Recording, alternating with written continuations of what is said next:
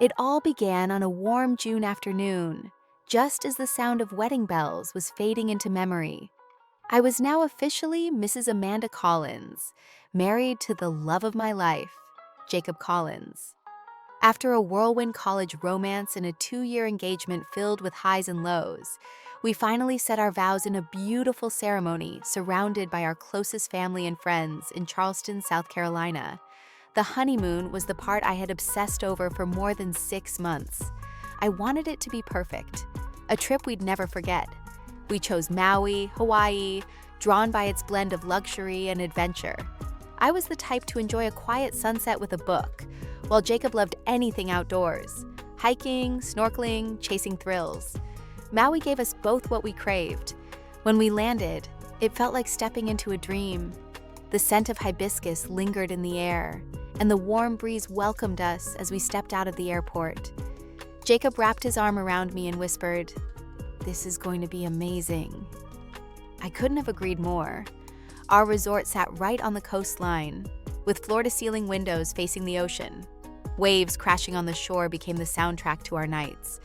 Our suite had a private plunge pool, and just walking through the door made me feel like royalty. The first few days were bliss. We slept in, ordered breakfast in bed, lounged by the pool, took long walks on the beach, and laughed more than we had in months. The stress of wedding planning melted away with the tide. We went on a catamaran tour and watched dolphins leap beside us. We snorkeled near Molokini Crater. Well, Jacob snorkeled enthusiastically while I tried to keep my hair dry. But I stayed in the moment for him, and I was glad I did. That night, over fresh seafood and tropical cocktails, he thanked me for joining him in something he loved. That was just who Jacob was: grateful, warm-hearted, and endlessly optimistic. But everything changed on the 5th day. It began as another peaceful morning. We planned a trip to Hana, famous for its winding roads and waterfalls. We rented a red Jeep and hit the road early, windows down, Jacob blasting 90s soft rock and singing off-key just to make me laugh. I filmed him, wanting to bottle up that joy. Everything the travel blogs promised was true. Hidden waterfalls, scenic cliffs, and roadside fruit stands with the sweetest pineapples I'd ever tasted. We swam beneath waterfalls and found a remote black sand beach, nearly deserted. It was like something out of a postcard. Jacob laid out a blanket while I wandered along the shore collecting seashells. When I turned back, he was waving me over. "Come lie down with me," he said. We laid there, talking about dreams, kids, the future, so lighthearted and full of hope. I felt truly content, as if life couldn't get any better. But that night, as we drove back, a storm rolled in, rain battered the windshield. The narrow road turned slick. Visibility was awful. We should have pulled over, but Jacob wanted to get us back before it worsened. Then it happened. Something darted into the road, maybe a deer. Jacob swerved. The Jeep skidded. We hit the guardrail hard. Airbags exploded. My ears rang. My heart pounded. I looked at Jacob. He was slumped over the wheel, unconscious, blood trickling from his forehead. I screamed his name. He didn't respond. Trembling, I dialed 911. I could barely speak. All I knew was that my husband wasn't moving. The ambulance took forever to arrive. I held his hand the entire way, whispering, "Please don't leave me." At the hospital, they rushed him into emergency care. A doctor came out after 30 agonizing minutes to say he had a concussion and internal bleeding, but he would recover.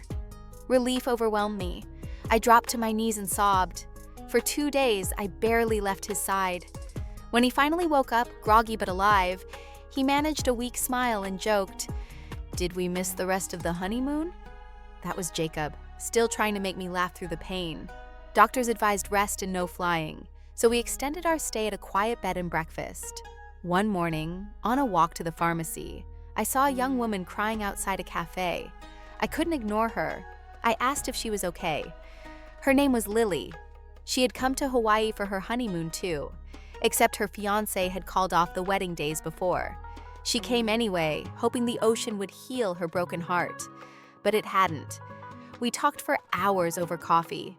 I told her about Jacob, the accident, and how close I came to losing him.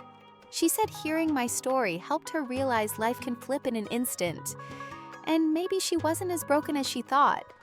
Over the next few days, I invited Lily to join us.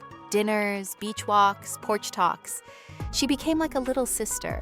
Jacob, ever the gentle soul, welcomed her warmly. On our final night in Maui, the three of us watched the sunset together. Lily told us she had booked a volunteer trip to Thailand to begin again. "Your kindness reminded me that good people still exist," she said. That moment stayed with me, more than any beach or waterfall. When we finally flew home, Jacob still bore bruises, and I carried invisible scars.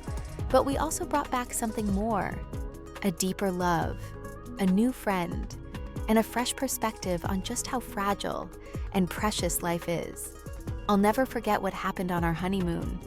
Not just the accident, but the choice I made to open my heart when I was barely holding it together. And in doing so, I found a strength I never knew I had. That's what no one tells you about love and marriage. It's not just perfect photos or dreamy destinations. It's the quiet courage to love, even when it hurts.